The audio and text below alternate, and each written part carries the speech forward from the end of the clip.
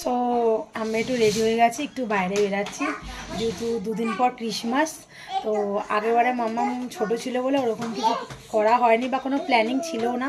But এবারে আমি অভিকে বললাম যে ও তো একটু বড়ো হয়েছে, ও তো একটু বুঝতে শিখেছে, তো ওর জন্য একটু ঘরের মধ্যে ছোটো একটা সান্টা এনে বা একটু ট্রি এনে একটু সাজাবো গোজাবো।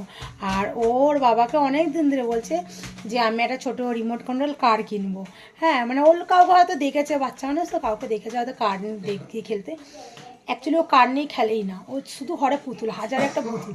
বাচ্চা মানুষ কারো কাছে দেখে হয়তো বলছে যে কার নেবো। তো আমি আর ওর বাবা প্ল্যানিং করলাম যে ওকে এবারে ক্রিসমাসে একটা ছোটো কার কিনে দেবো, মানে ওই রিমোট কন্ট্রোল যে কারগুলো হয় তো ওইগুলো। তাই ওর বাবা আমি একটু বেরাচ্ছি। এদিকে আসো। এটা হলো সান্টা, ওর বাবা হলো মায়েরও সান্টা আর মেয়েরও সান্টা। তো তো আমার সান্টা এই যে এখন, এই যে মা আমরা এখন বের করে যাচ্ছি তো না মিথ্যে কথা। তো এই যে কেনাকাটি কমপ্লিট আমাদের।